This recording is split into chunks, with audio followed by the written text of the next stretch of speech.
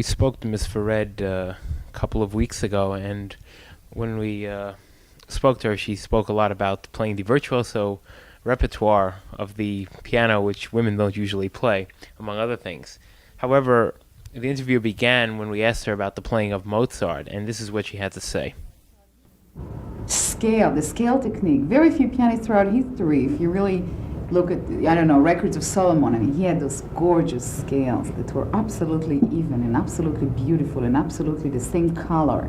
There has to be a certain color. And I think very few pianists really have the time or realize that this is what you really have to work on the most for a Mozart.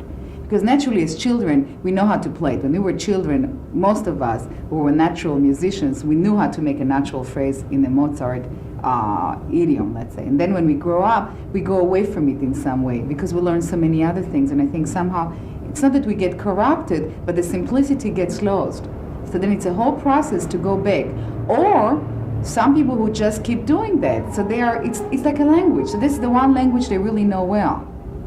So I think that's why it's so hard. Also, somehow we are all afraid. I remember I played with which conductor was it? Zanderling. And we were playing Tchaikovsky or whatever, and then he was making a symphony, he was playing a symphony by Mozart. He says, now I have to wash my hands.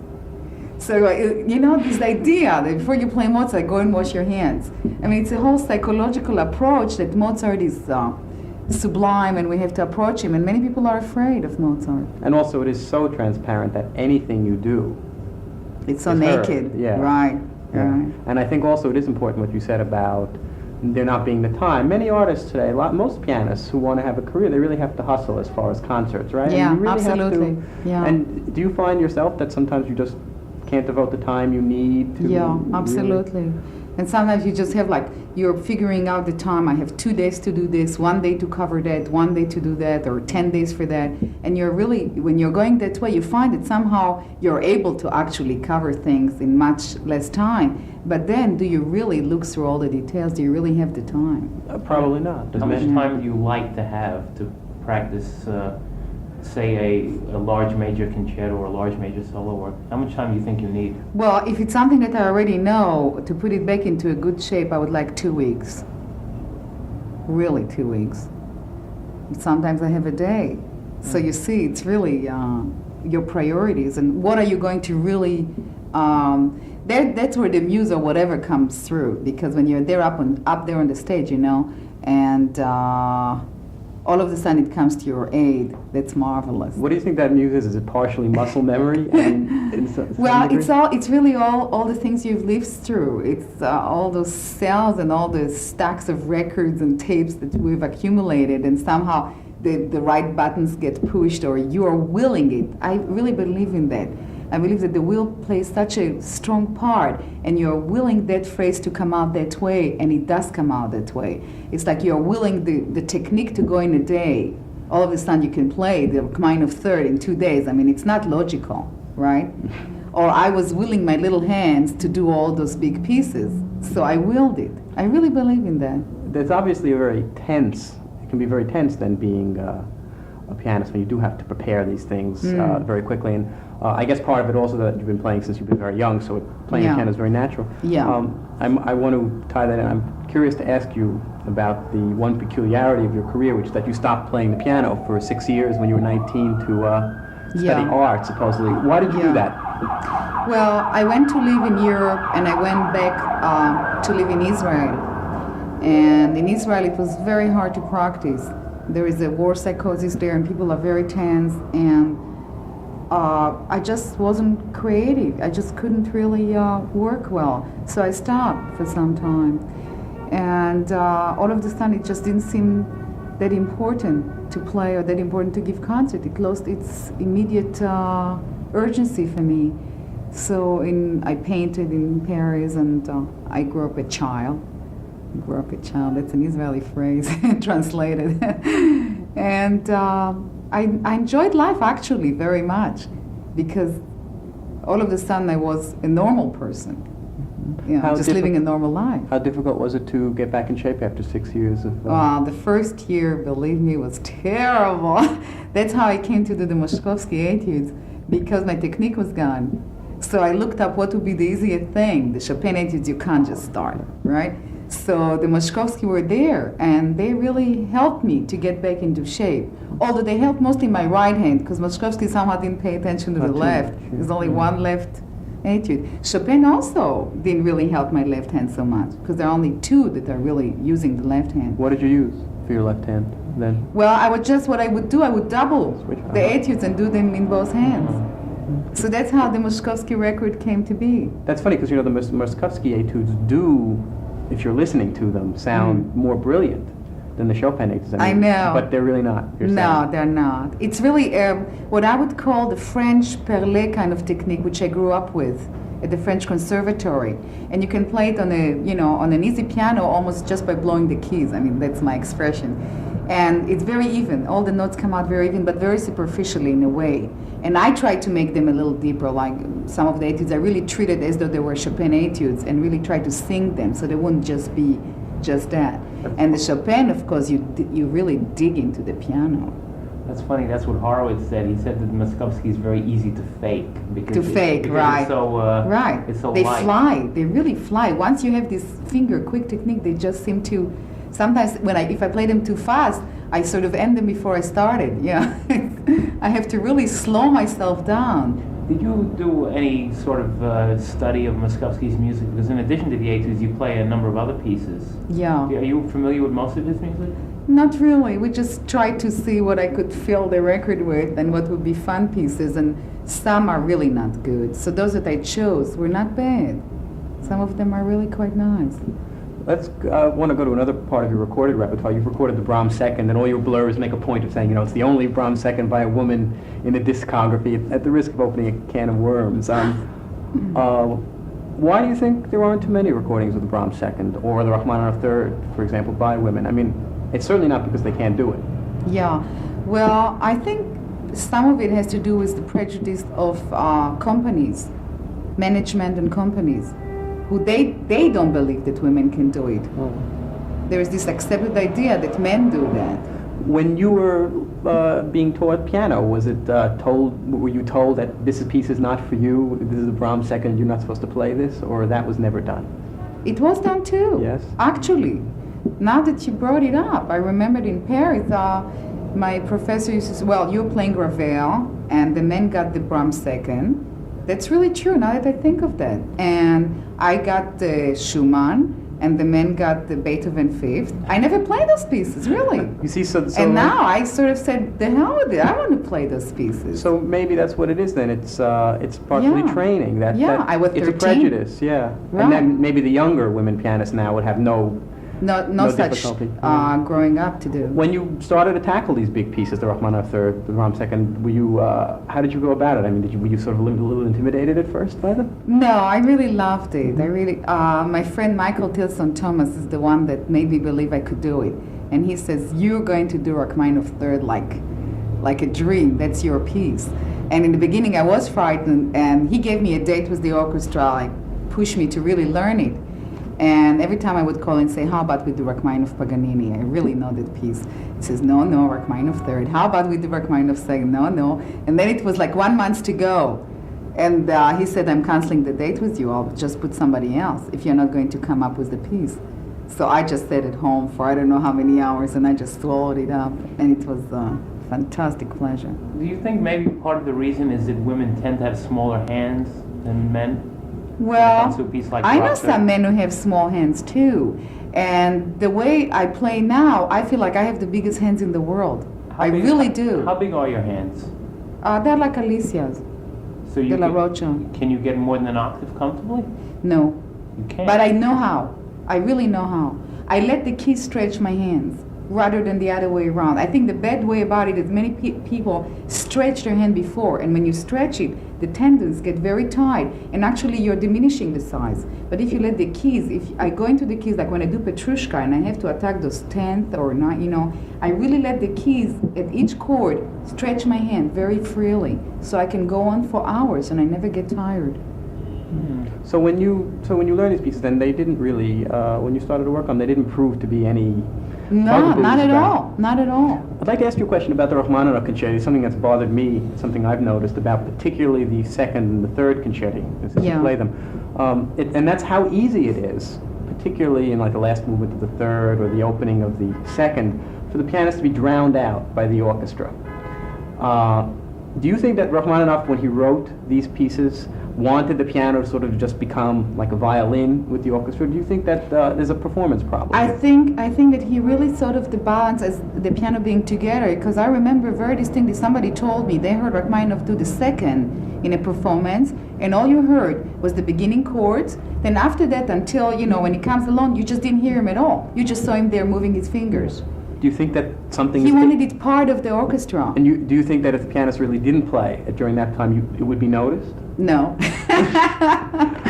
Well, then that's why I'm curious. What would it sound like if there was an orchestra that absolutely, pianissimo or piano, and you finally got to hear the piano? I'm wondering, does that bother you when you play? It does. I always ask them to please keep the balance. Yeah. Balance. That's true. The balance and the retards and rubatos in Rachmaninoff are usually the parts which are the hardest ones to put together. Mm-hmm. And people think that, for instance, the second is very easy to play, and it's done in a lot of pop concerts. And usually, actually, it's one of the most difficult concerto to put well together, because so many changes of tempi, so that it's a coherent performance, and it really flows.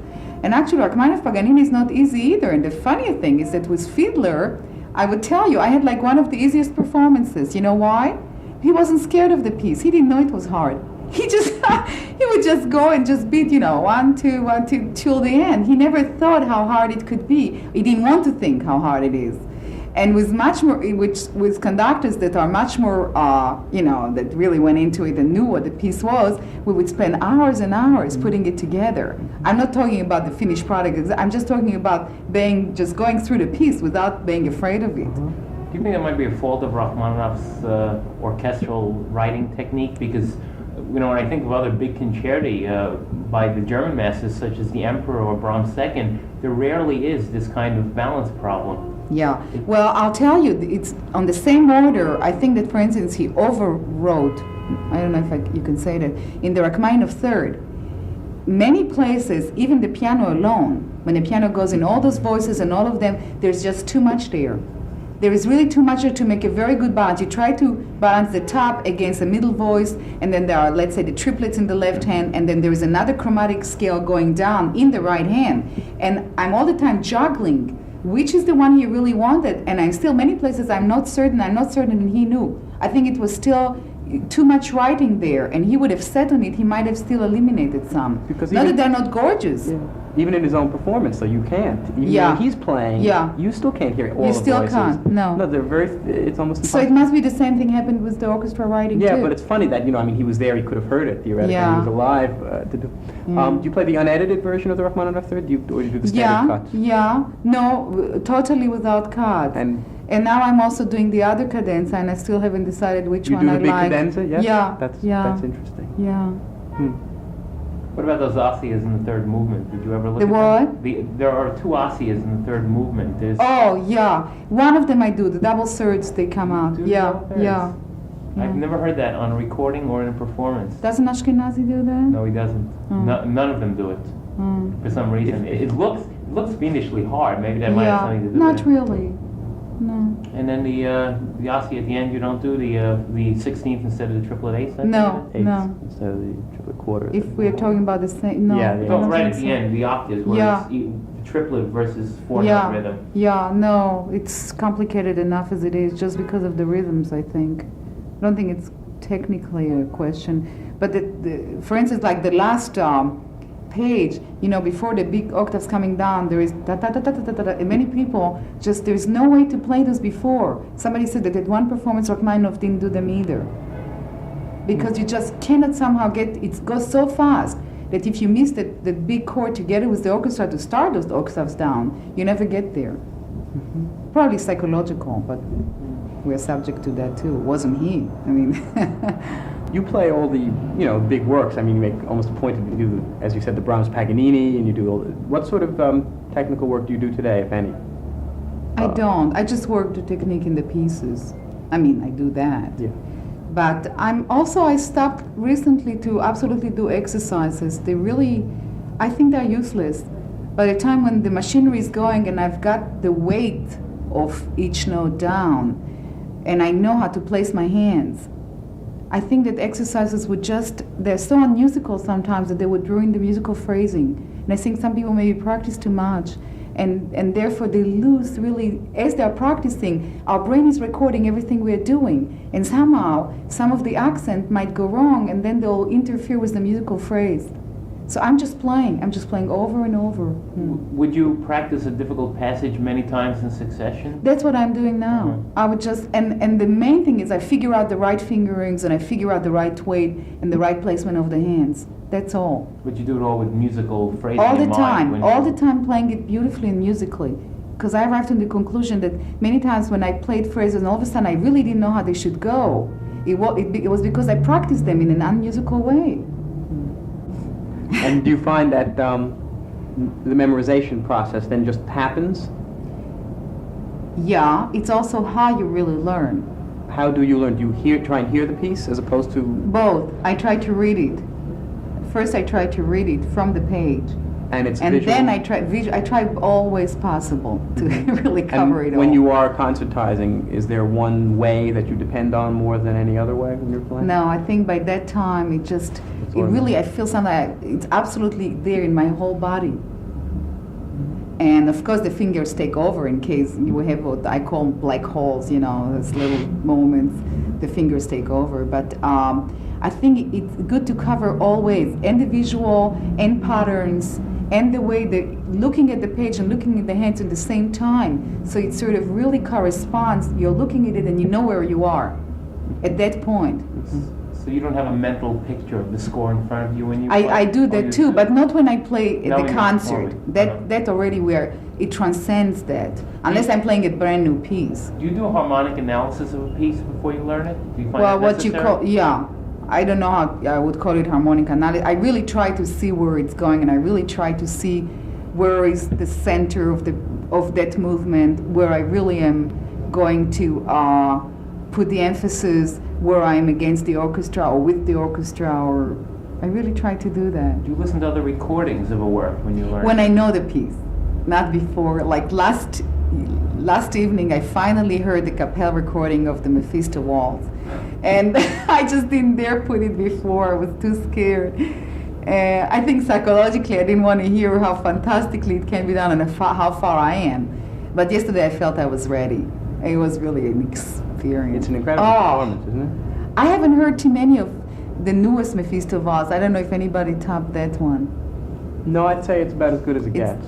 They're faster phenomenal. here and there, but even the fast, you don't really want it so much, Yeah, but you no. want it diabolical, and you want it really, is. on the edge, Mhm. and that's how it did it. You know the old Ashkenazi recording? No, That's also on the same level. sort of level as the Capelle. Yeah. it's perfect as far. I mean, it's Yeah. as advanced as you get. But we're Yeah. not here. We're not talking about. Well, the Capelle is not even perfect. There's some notes here and there, and you like that. Mhm. Because it sounds alive. Says he really did this in a concert. Yeah, I mean, really. He did, I'm sure. I know. So Yeah. this is what's so amazing. That's how I would like to do records, actually, as a performance. When you are playing a concert and you say everything is coming together and you're playing a piece, is that when you feel you communicate best with the audience? When it's sort of almost automatic, everything just falls into place? How are you aware of the communication with the audience?